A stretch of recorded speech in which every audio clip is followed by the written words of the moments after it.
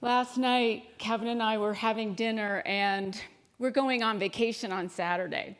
We're flying out, and I was thinking, I have so much to do before we leave. And I was like, I don't think I've ever done this, but I'm going through each day. Sunday, I have to do, then I'm saying it all out loud to him. Yeah, he's like, yeah. And Monday, and then Tuesday, and then I went through the whole week, and then I said, and then Saturday, I can be in my happy place. And then I caught myself. I said, no. I was going to say something, I can't wait till Saturday. No. I want to enjoy every moment between now and then. I want to be in gratitude for everything that I get to do. I love things that life offers me, all the things life offers me.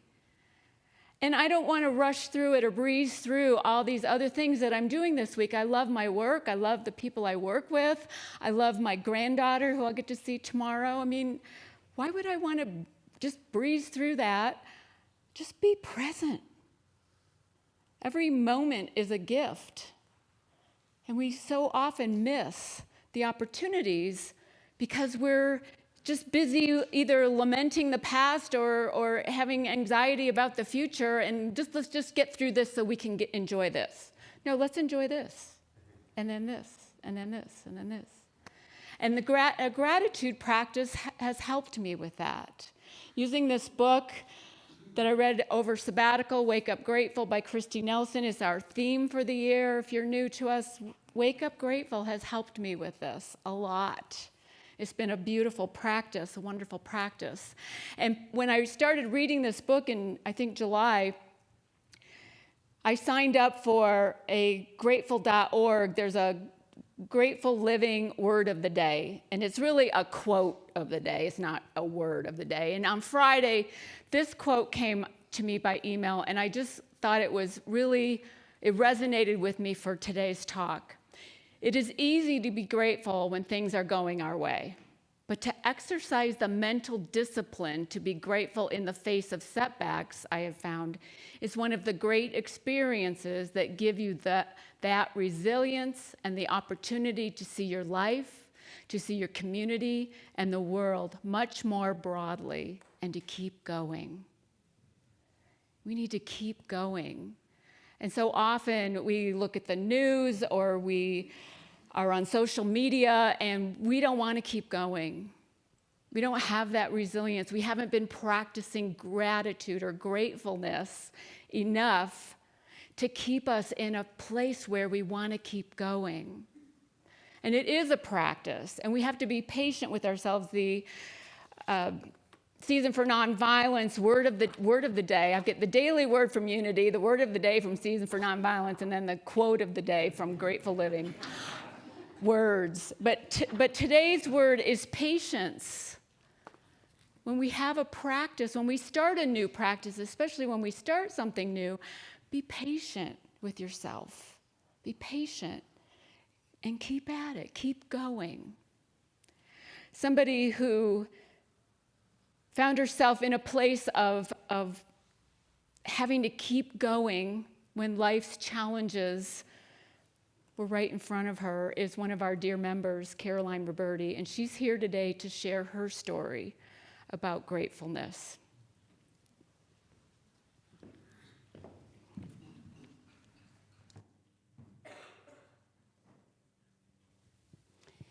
Two years after my first child, my son, was born, I gave birth to a little girl, Jennifer Jane.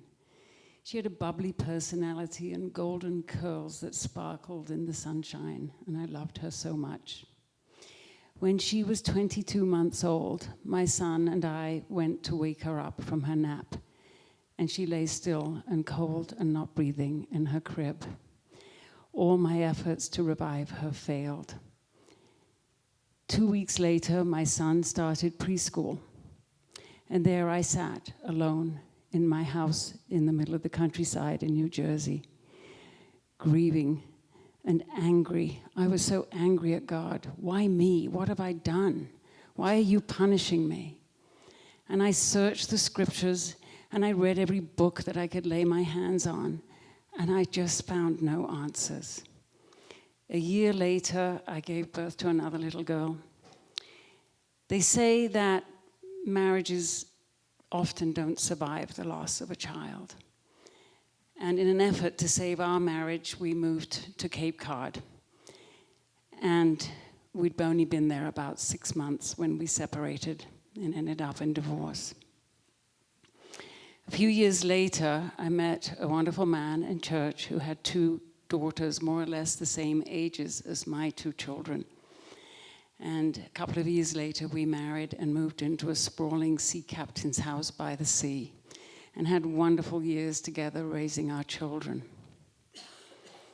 The children were now grown and leading lives of their own.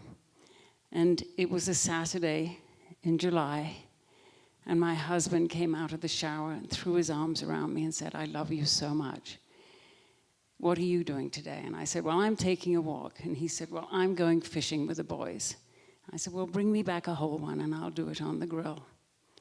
That was the last time I spoke to him. I got home from my walk and there was a message from the Coast Guard to say that he had been taken to the hospital and it was very grave.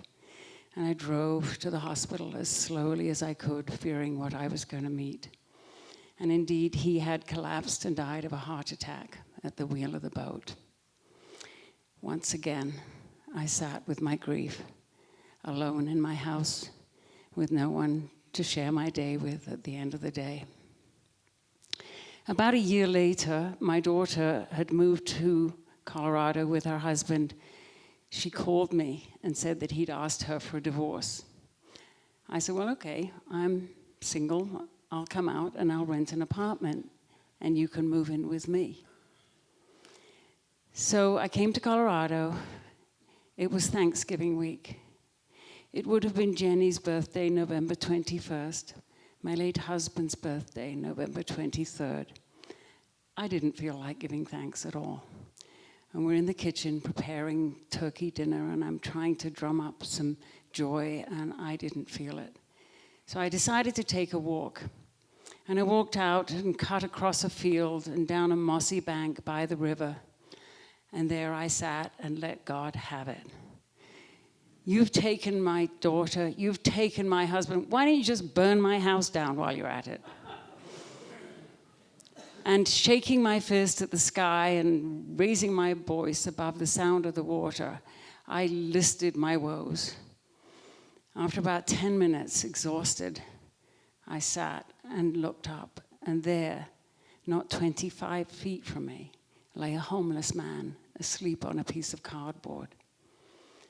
And I looked at that man and I thought, that man has nothing, and I have everything. I have 4 beautiful children. I have 4 beautiful grandchildren. I have a roof over my head. I have food to eat. I have money to live on, a car to get around in. And it took me longer to list all that I had than it had to spell out all my woes. I fairly skipped back to my daughter's apartment, and we just had a wonderful Thanksgiving celebrating all that we had to give thanks for. That night, I was thinking to myself, it's kind of funny how my mind totally changed just by seeing that man. What if next time I'm annoyed, I deliberately try to change my mind? So an unusually warm December day, I decided I was going to climb Bear Peak. You can see it out the window. And I set off across the prairie and to the bottom of Shadow Canyon, and I started my climb. I hadn't been going long, and I hear voices behind me. Wah, wah, wah, wah, wah, people talking loudly. I stepped aside, let them pass, get back on the trail. Wah, wah, wah, here comes some more. Stepped aside again, and getting increasingly annoyed. Don't these people know I just want to be alone out here in the wilderness? So I sat on a log and had a snack, and about a dozen college kids came by, all laughing and talking about their classes, and I just thought to myself, you know, supposing I deliberately changed my mind, and instead of being annoyed, I said to myself, isn't it wonderful that on a Saturday afternoon, when these kids could be in their dorm drinking beer, watching the ball game, that they have decided to set out and climb a mountain. And all of a sudden, that little bird of annoyance that sat on my shoulder just flew away. And I eagerly got back on the trail and climbed up to the ridge and took the path. And as I'm climbing over the big boulders as you get to the peak of the mountain, I could hear voices. And there were the college kids all up there celebrating, lifting their arms to the sky in joy. And I climbed up and I sat with them and we all celebrated together, and I could look down and see the eagles soaring below me and the plains beyond. I don't know why I hadn't noticed that homeless man that day while I was busy listing my woes. But it reminds me of a poem by H. Grenville that says, "Oh, let my eyes be open wide, that I may clearly see how often, in another's guise, God walks the road with me."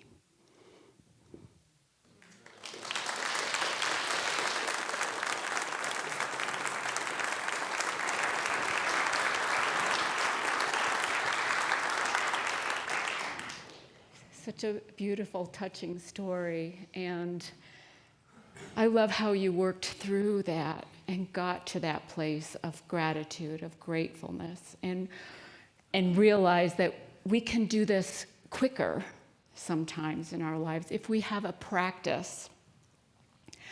One of the practices in this book, Wake Up Grateful, is a practice that Brother David Steindl-Rast talks about called Stop, Look, Go.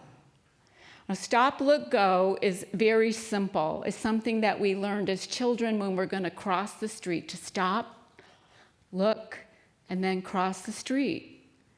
It's a practice we can also use in our lives to get into more of a gratefulness frame of mind and have a greater, fuller life.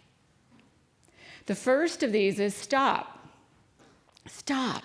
Stop invites us to cultivate presence, to pause, to be in that place where we connect with who we are, connect with the divine, connect with this moment. What is this moment here to teach us? What is this moment here to gift us? It's a gift. Every moment is a gift, but so often we're so busy we don't realize the moments. That moment that Caroline saw the man who was homeless was a gift. It was a moment in time, but what a gift it brought her to bring her to a place of gratefulness. We need to pause and just pause and stop. Stop looking at your phone. Stop, be here. If you're here, be here. How many of you sitting here, your mind's going over what you're going to do the rest of the day? I know, we all do that. But with a stop and a pause, we can be calm. And what does calmness bring us but contentment and joy? When we were in London this summer, they had these smiley faces all over London. And there's this one I wanted to show you. They have these big smileys. There's Kevin. This one was called calmness. That we're happy when we're calm. When life is calm. And stopping is, we can do this at any time. Just stop, especially when life has you down. If you're reading the headlines and you're feeling some angst, stop. Stop. Pause. We can do that right now. We take a breath together. Let's take a breath. Notice how it just calms you to take a breath. It slows down your heart. There's a feeling of release and relief when we take a breath and pause. Jason Mraz, who I just adore him and his music, he has a song called Be Where Your Feet Are. Be where your feet are here. Where's your head? Where are you in your head? Where are you in your consciousness if your feet are here? And often we're not present. So we stop. Invites us to be present, to cultivate that gift, the gift of being present. And then once we've paused, then we can look. We can open our eyes, open our ears, open all our senses. What are we seeing? What is all around us? Can we see the beauty in this moment? Do we see the beauty, or are we stuck in what we don't like? Look invites us to cultivate perspective, to change our perspective. As Jesus says, turn the other cheek, see it from a different point of view. We're invited constantly, as we pause, to look. And how we look makes a big difference. What we see and how we look makes a big difference in our lives. Change our perspective. See things through a different set of eyes. See through the eyes of love.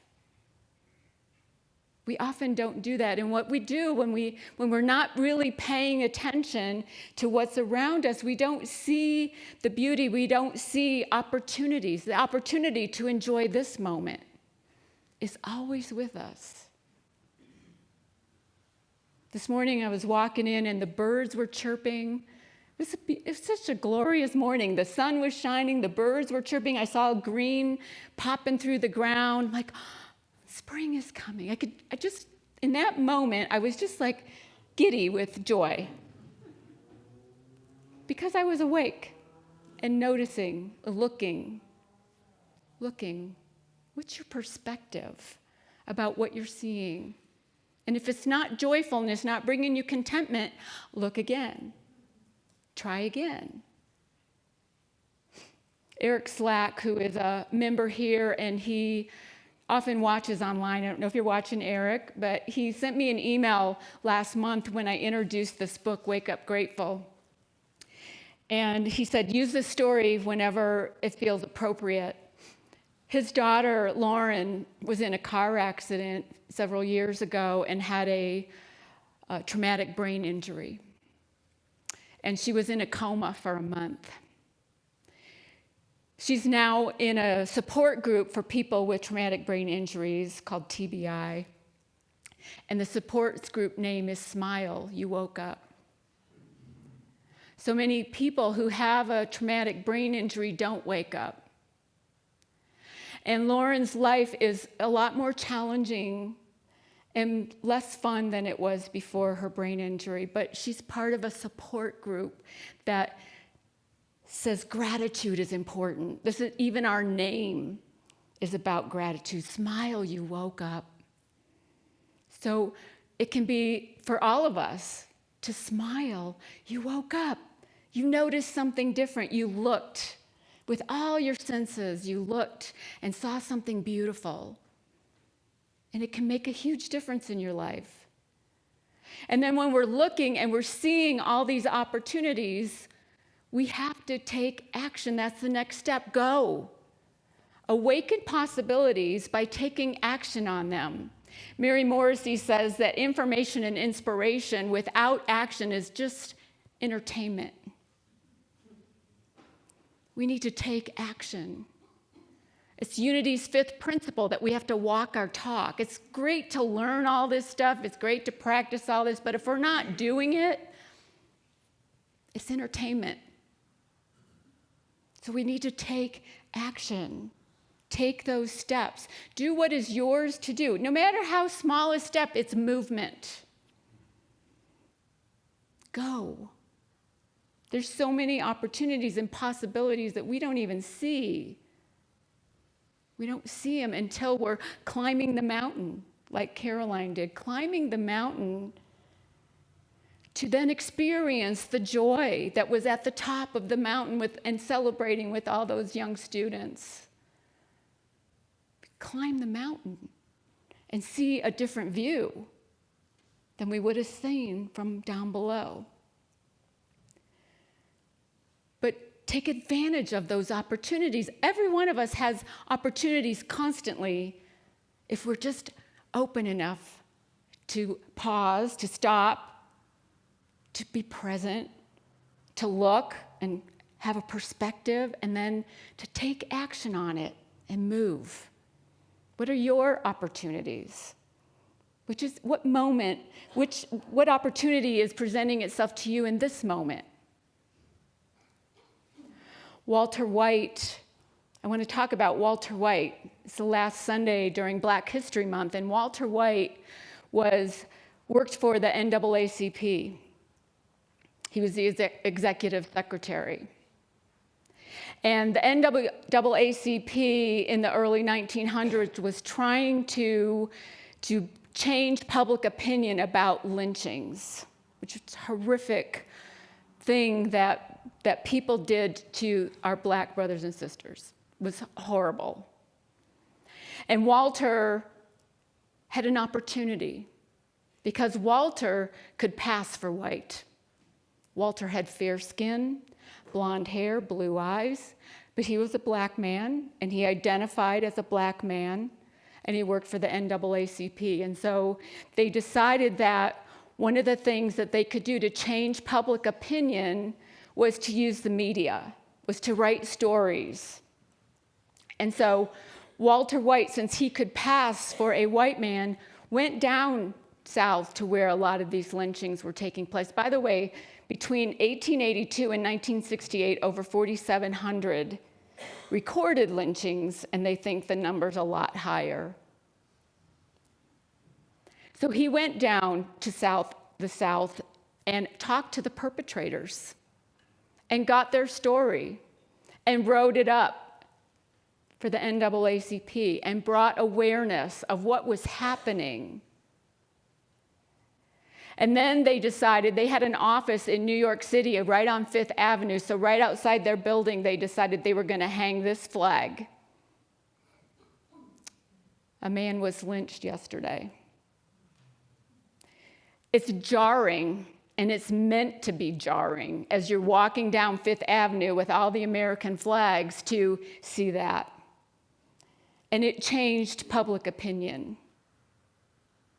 Not quick enough, but it did change public opinion until their landlord said they could no longer have that flag out.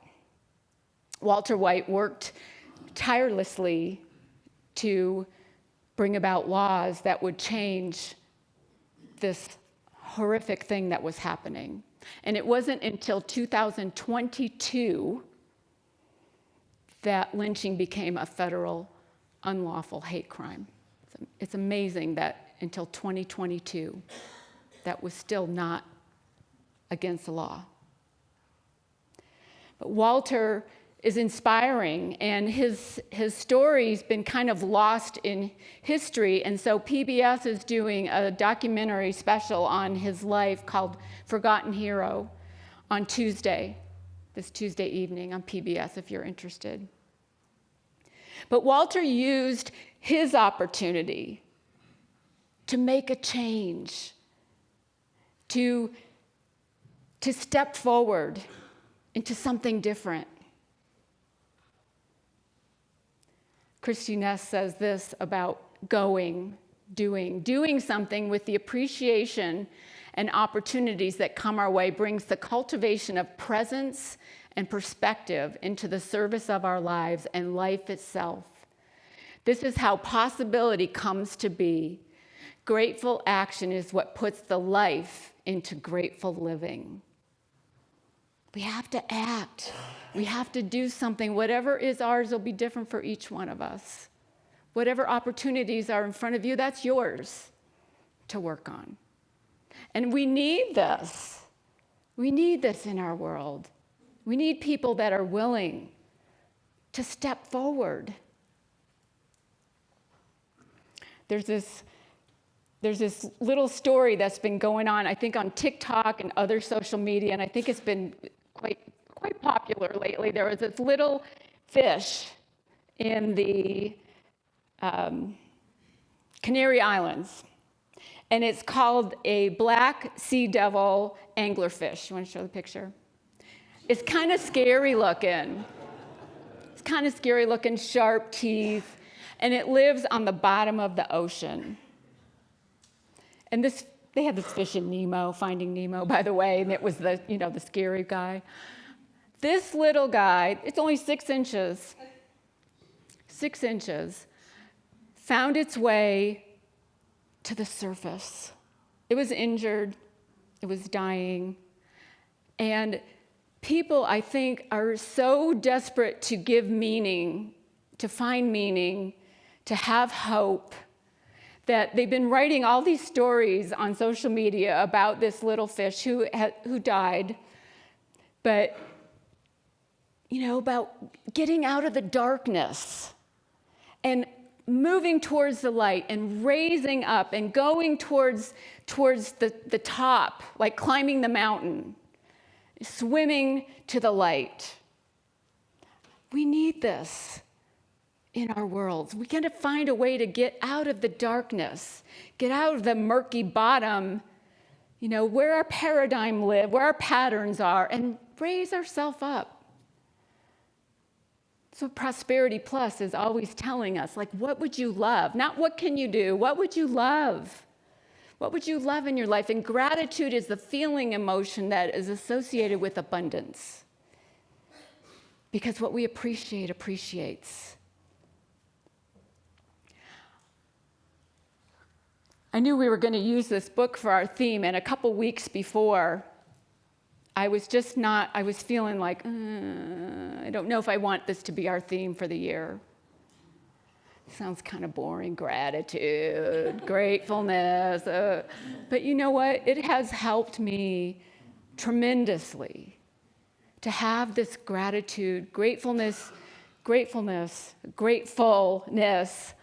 practice every morning. I don't get out of bed before I think of 3 things. And it gets me out of the angst and the despair and the disgust that I feel when I look at some things going on around me that I don't like. And it lifts me up like the fish. I go to the surface, go to the light, go to the top of the mountain, go, but just go, move. Don't stay stuck there. It's so easy to stay stuck there. But be the person that wants to lift it up. And as you lift yourself up, you lift all of us up.